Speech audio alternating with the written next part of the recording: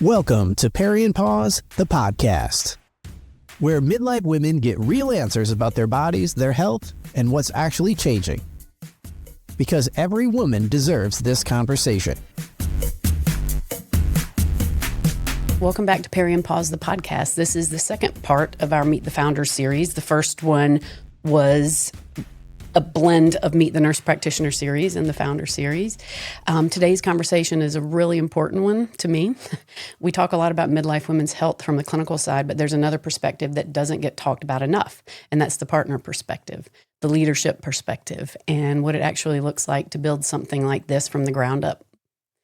So today I'm joined by someone who has been a huge part of this journey, bringing a background in the military, a deep sense of mission, and a perspective that has shaped not only this business, but the way we think about impact, structure, and growth. We're going to talk about his transition out of the military, what he saw in this vision before it even fully existed, what it's been like to build Peri Pause together, and his perspective on perimenopause and menopause, not just as a co-founder, but as a partner. So Stu, I'm really glad we're having this conversation. And for those of you listening, he's my husband. Well, thanks for having me today. Usually I'm just in the background running around supporting the cause, but no, today a little different. I get to be at the table. So yes, very excited. Yeah, might as well throw you out there. Throw me out there. Yeah. So let's do it. Share a little bit about your background in the military and how that has shaped the way you think about leadership, mission, and service to others. Yeah. So it's funny. I joined the military late. I started out in international business. I went out to Seattle after college and started a company, and we worked at the time, the fall of the Soviet Union just happened. So we opened a company doing translation support and consultation. And that led me into actually working in Russia for a little while. And then I came back to the States and supported some companies that were doing work in Russia as well, in the former Soviet Union writ large. And then I guess my father died. So I really kind of had a moment to reflect on life and kind of change gears a little bit. So I ended up enlisting in the Army, which was perplexing, I think, to many around me. I already had a 4-year degree and some life experience. But it was actually, a lot of people would find this funny to hear, but it was probably one of the best things I ever did. So I enlisted in 98, and then I eventually went to officer candidate school and got into special operations, and it was just a roller coaster of a career for 26 years. And then, as you know, last year I retired, and so big transition on that piece. But just great career, very interesting times we endured for the last 26 years. And here I am today. Yeah. So how did this transition out of the military impact your sense of purpose and identity? Yeah, there's a few things in the military that I think people really gravitate to, especially when they make it a career, and sense of mission, purpose higher than you, and the camaraderie, the people that you work with. Especially in the special operations community. So when you do get ready to transition out, I think what you're afraid of the most is missing those things. And there's no doubt that you do to some degree. So trying to fill that purpose or that higher calling when you leave is probably one of the harder ones to do. And that's why you'll see a lot of former or a lot of vets, looking for that higher cause, that higher calling, that purpose, that mission. We are very mission-driven people, and without a mission, you can see a lot of vets being kind of lost. But when they find that new mission, they're engaged and they're ready to go fight, and that's what you want. And that's why organizations understand this, love to hire veterans, because they understand how driven they are and their sense of purpose and mission and getting things done. So we'll bring that over to the Peri Pause side. When we first started talking about building Peri Pause, what did you see in it before it was even fully formed? Like, what What was your perspective, vision, your ideas in contrast to mine? I think again, it goes back to that higher purpose. I mean, it took me a little while, I think, to put it all together. At first, it was about, wow, Jamie gets to continue to help people and she gets to do it on her own terms. Mm. She gets to address a huge care gap and she gets to build it and craft it in the way, like, you know, kind of like if I were king for a day type thing. Mm. I'm able to craft this into something that I think is the right way to do it. Because as we all know, I mean, there are a lot of challenges in healthcare right now. And that was where it started, I think. And then, but it went into something bigger we continued to kind of flesh out the idea. It turned into this is, that higher purpose. This is that calling. This is where we get to impact humanity. And that's kind of rare. You don't get to do that very often. Yeah. Yeah. Do you see any parallels between the mission work you did in the military and what we're building here at Peri and Pause together? I mean, it's definitely mission driven. Mm-hmm. And well, I guess the beauty of this is we get to kind of define the mission a little bit, because the mission is defined in accordance with need. Yep. In this particular case, the purpose, I think we've recognized the purpose, we've recognized the value, what we're trying to do here. I mean, obviously there's the parallels. I mean, it's hard to parallel the military with a menopause company. Right. But I think the sense of higher calling, the sense of mission, that does parallel. The parallel is huge. Yeah. I think speaking to that, in the word that comes to my mind is sacrifice. You're sacrificing comfort, time, things like that for a bigger mission. Like the amount of hours over these last 3 years minimum that you and I have spent together talking about basically the mission of this. What is the purpose of this, and how can we grow it to meet the needs of those seeking this care? Right. I mean, I don't like anything. It's just started out as an idea, and it's kind of grown hair, like you say. It's grown hair and legs, and the thing's like taken off. I mean, like to the point where we almost have to put a bridle on it. It's been an interesting ride so far, but I think, and I'm fascinated to see where it continues to go. Yeah. So from your perspective, not as a clinician, what stood out to you from either my experience or your mother's experience? What stood out to you in the gap that's midlife women's care? I think what stood out to me the most is that there is such a significant gap. And it's been in place for years. To this day, it still exists. It was obvious there was a gap when my mom was going through this back in the 80s and 90s, and then it just kind of, and she struggled with that. She struggled with all the aspects, all the things that you've talked about on the show. You know, the not being able to sleep at night, the hot flashes, the mood swings. Like it was incredibly frustrating, and there was no place for her to go to learn more about it. But what's interesting, you fast forward to today, and like there's still a care gap. I think there's more information out there, but unfortunately, there's more misinformation out there too. Mm-hmm, absolutely. That's proliferated through social media, and that, of course, was not the case back in the day. It was just lack of information. Back when I was younger, my mom was going through this. So, but it's interesting. What hasn't changed is the care gap is still there, and it's still this immense care gap. It hasn't been closed very much in the last 3 to 4 decades. Yeah. And we have the opportunity to be able to do that with this organization, which I think is great and exciting. So be very careful.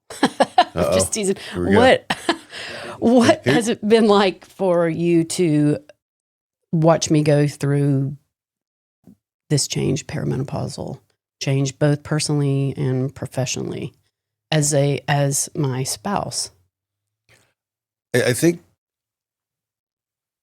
for a man on like the start, it's kind of frustrating because you don't know how you can help. You see your spouse struggling, and I'm seeing you struggling through this. I'm not a clinician. I don't have the background to be able to really help in this area. And you're struggling with night sweats. You're struggling with you can't sleep, which impacts everything throughout your following day or week or month. I mean, as it continues to compound, it's just, what can I do to help? And you're like, what's interesting in our case is like, you are a clinician. You are somebody that is, you've been doing medicine for over 30 years. And so you understand the physiology, you understand the body, you understand aspects of this way more than probably the average woman out there in a lot of ways. And still yet you struggle with it. Like, you don't have all the answers. You don't have a place to go either. And so, I remember, when you kind of got into this, it's like, I'm going to figure this out. And I mean, I'm in full support in trying to do that. But like, unfortunately, I think for most men, it's like this frustration, like what have you done with my wife? Right. Like, where's my wife? I don't Yep. this isn't what it was like, even a year ago or so. And you just want your wife back.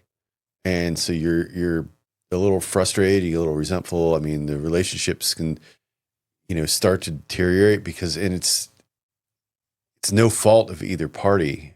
It's just, this is happening and nobody really understands how to address the situation. And there's nowhere to get help. Or at least it feels that way. And especially when women and their spouses or partners, it's not even on their radar. Oh, could it be my hormones? No, it's because of an event, or it's because I'm irritable and, the partners are snapping at each other. So then it's a relationship thing. It's not a physiologic change in the woman's brain. It's you. You're the problem, right. Or, I'm the problem.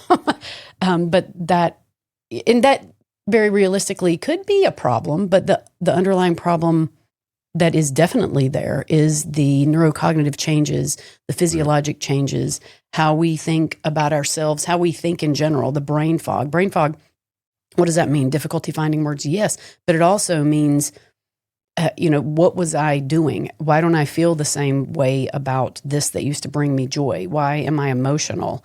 And I think a lot of women, when it first starts, kind of put a mask on, like, I'm not sure what's going on, but okay, I'm going to keep pushing forward and pushing forward. Right. And then partners kind of come in and, what's wrong? Don't ask me what's wrong. I mean, this is probably a story that most people who are listening to this now are very familiar with. Right. Yeah. And I think, also like the symptoms aspect of it, a lot of women will go out and try to have the symptoms addressed. And in the military, we used to say, you got to be careful of solving the wrong problem perfectly. Yeah. So if you're going after the symptoms, that's not the problem. That's just the symptoms on the outside. So you are in essence solving the wrong problem perfectly when, what we're doing here at Peri Pause is actually addressing the root problem. And then the symptoms can be addressed if they have to be, or they just start to go away because the actual problem is being addressed, which is great. Yeah.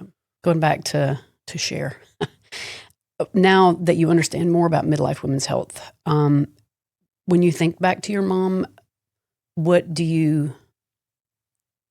how do you see her experience and the impact of her perimenopause and menopause on your family and family structure and her quality of life? I think it impacted my mom tremendously. It definitely impacted the family tremendously. My mom struggled with it. There was really nowhere to go. Do you think she knew what it was? I heard the word mentioned, but the problem, I think, the problem with it was, my father was a physician. My father was a surgeon. My father was not stupid. He understood physiology, understood the body. But my dad was not a menopause expert by any means. And to be honest, I don't know where he would have gone to get that. You didn't have the internet. You didn't have, people weren't writing books on it like they are now. Yeah. Where would he go to get this knowledge? And even today, you don't always get the knowledge from the people that you think you would. Yeah. So I think, my dad wasn't able to help. He was frustrated. And, my mom didn't know what was going on. She was frustrated trying to address all the symptoms associated with it. And then, the family gets frustrated because they're again, what have you done with mom? Yeah. Right. This isn't my mother. I mean, mom's, mad at me all the time, and she's like not feeling well a lot. And it's a lot of things going on. And, ultimately it impacted my family to the point where my parents got separated. I was older. I was, college, but it was tough to see. So, I mean, one of the things you and I have talked about is with the people that come in to see us, it's the care that you're giving people is saving their jobs. It's saving their relationships. In some cases, you've had women come back and say, "It saved my life." I think that is a testament to the type of care you're giving and the mission that we are on and what it's doing for humanity writ large. Yeah, I fully agree.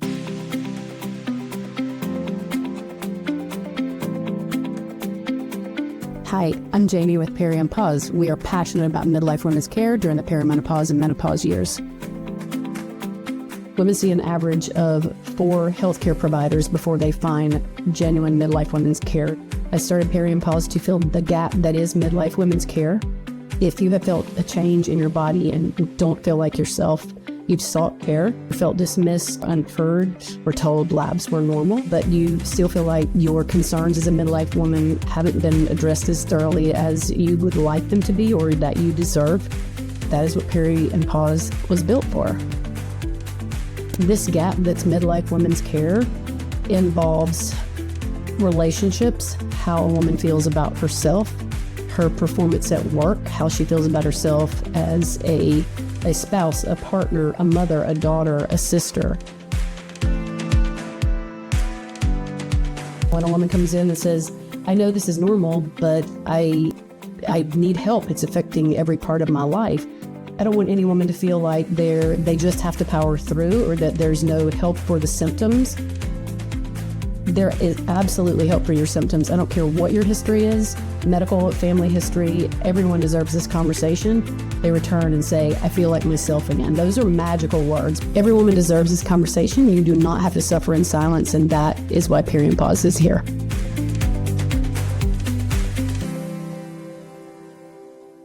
What do you think spouses, partners should understand about perimenopause and menopause that they often do not? Like, what's your bit of advice? I would say first thing is you need to have some patience and grace with your partner or your spouse. It's a hard time for them, and in a lot of cases they don't know what's going on, within themselves. So you do have to have some patience, and there's going to be days where they want to throw pots and pans at you, and they're irritable. I don't know what you're talking about. They're off. They didn't sleep well. I mean, everything. And it's and you feel like it's your fault. And they'll make you feel like it's your fault sometimes. And it's not. It's just, that's where they're at that day. You got to get beyond that. Don't take it personally. You have to have some thick skin, which can be hard. And if you're in for the long haul, you're in for the long, it's a relationship. You got to be there for them. I mean, the second thing is you find help. I mean, there is help out there. There is hope, and support your spouse in getting that help. And this is going to sound funny, but I've had when a lot of people come up to me and say, "What are you doing now? You left the military." And, I tell them, I work, my wife, we have this company. It's a menopause clinic, and we have 2, "Oh, great. Wow, that's cool."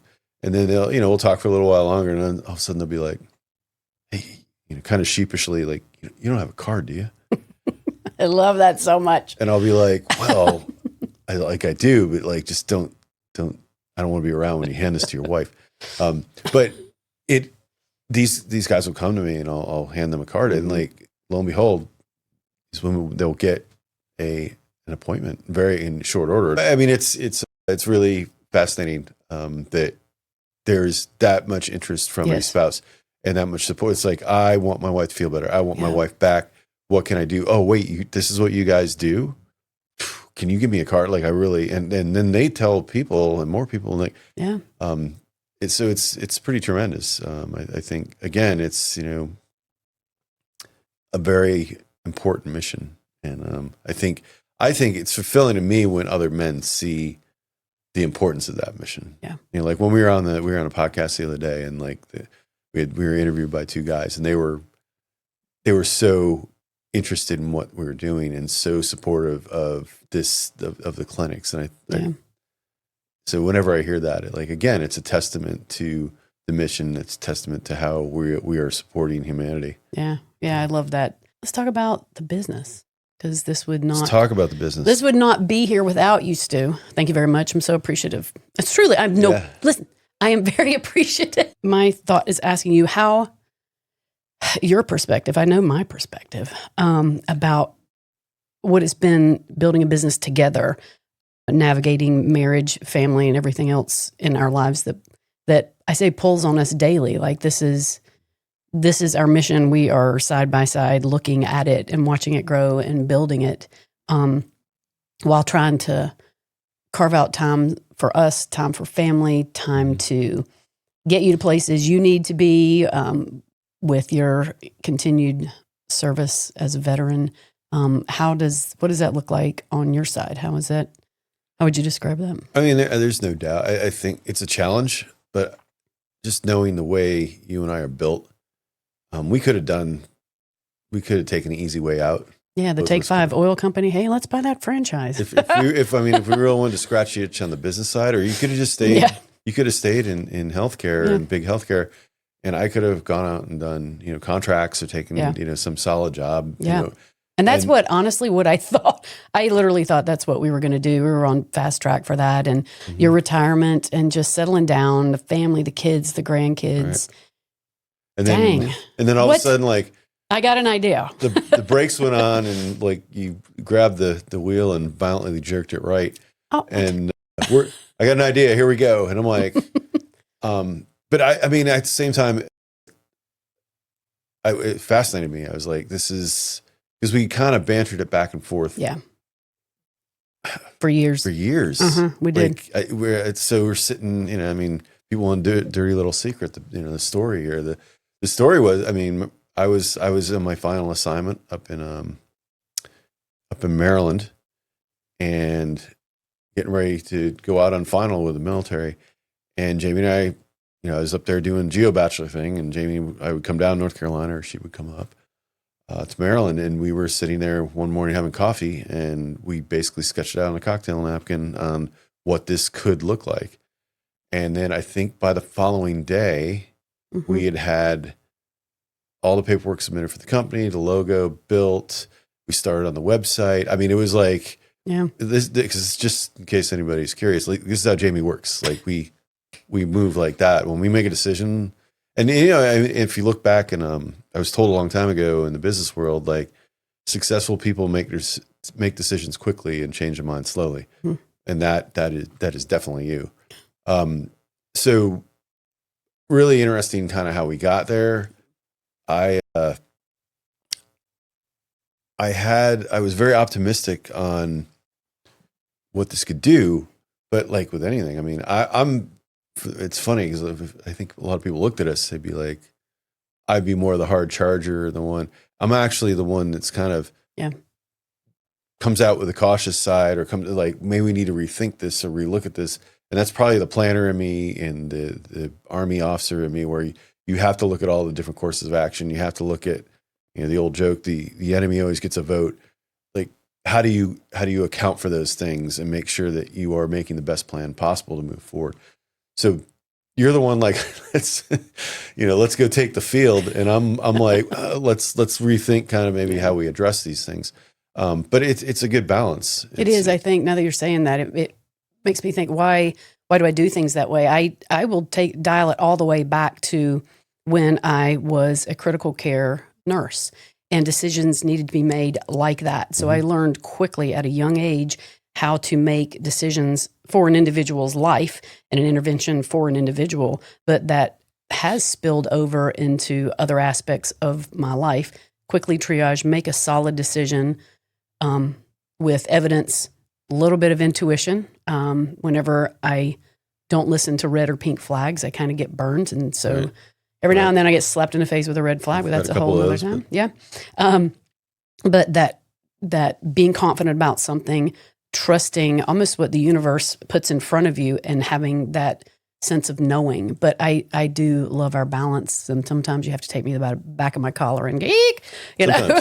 Sometimes. But sometimes I'm like, but But I mean, you need both. Yeah. You need both. You can't have somebody that sits on the fence and plans and thinks all the time. And you can't have somebody that's constantly out there, Yeah. ready to get in a knife fight either. It's like you have to have the balance between the two. Yeah, for sure. And I think we do that pretty well. And that's what really is part of what's led to the success. I mean, there's a lot of elements you could point to, but that's part of what's led to the success of Peri Pause so far. Yeah. Yeah. What are you most proud of right now with regard to what we've built or how it's evolving, I would say? I'm proudest of the fact that this is, again, like what I said earlier, it's something that it's bigger than ourselves. Yes. And it's about humanity. It's about, it's not just about helping women and helping women feel better, which is tremendous unto itself if you just look at that as your mission. But in doing so, you got your second, third order effects that are associated with that. Mm-hmm. By improving a woman's life and her health, you are improving her husband's or wives or, their partner's life as well. And the families associated with it, the jobs that they work at. And like I said, humanity, or this ultimately, it's all boats will rise if you can address this and fix it, especially if you do it earlier on than later. I mean, and that's what I'm proudest of. This is that we are able to improve humanity writ large, and I think I can't probably underscore that enough. Yeah. Where do you see this going? Not just for Peri and Pause, but for the impact this will have on women? Wow. So I don't know if there's really any limits on this. I think the limiting factors on where this goes is really, in a lot of ways, determined by decisions that you and I make going forward. I know that enemy, again, the enemy always gets a vote. So there is an aspect of there being something outside that we, a black swan event or something that we can't really control. But I think it's going to go to where we want to take it. You and I have different ideas and plans on how we want to bring this forward. The intent, no matter what, though, regardless of how that looks, is to continue to grow it and to continue to bring this to more and more women, not just North Carolina, but beyond. Yeah, I mean, the women and families, I kind of tapped on that one earlier with, the humanity aspect, but there is this knock-on effect for what the care you're giving. I don't know if your providers always think about that, when the impact they're having, but by helping this woman's life, you are helping everybody around her. And that, it's, I think what we talked about last night was it's a ripple effect. You throw the pond, the rock into the pond and you get just this, not infinite ripples, but an incredible amount of ripples that impact everything around that woman. And that only makes life better for everybody. Like the old joke I always come up with, if mama ain't happy, nobody's happy. That's so true. So, you got to keep mama happy. And this is a way we can get her there. So I guess I just want to say how grateful I am for you and to you for what we've built, not only in our business, but in our relationship, and how you have impacted my life as a human and as a woman, and our children and our grandchildren and our extended family. So I just wanted to tell the world right now how grateful I am for you. And I tell you that pretty regularly. I will say, I thank God for you every day. And you go, thank you, baby. So thanks so much for this conversation. And more than that, thank you for the way you show up in this work and in our life. Your background in the military, your sense of mission, integrity, and the way you think through challenges has shaped Peri and Pause in ways people may not see, but I see it every single day. And I'm incredibly grateful for your service, your perspective, your steadiness, and everything you've brought to me and what we're building. And this work would not be what it is without you, truly. And I think what makes this conversation so important is that it reminds us this isn't just about women navigating midlife. It's about the people around them understanding it and supporting it and being a part of it. So thank you for your leadership, your patience with me, your thoughtfulness, and you being such an important part of this. And to those of you listening, thank you for being here with us for this episode of Peri Pause, the podcast. If this resonated with you, consider sharing it with someone in your life who could benefit from hearing this perspective. We'll see you next time. Thanks for listening. If this episode helped you feel more informed or less alone, please subscribe, leave a review, and share it with another woman who needs this information. You can also follow us on social media for more education and updates at facebook.com/periandpause and Instagram at peri.and.pause. Until next time, take good care of yourself. The information shared on the Peri Pause podcast is intended for informational and educational purposes only and should not be considered medical advice, diagnosis, or treatment.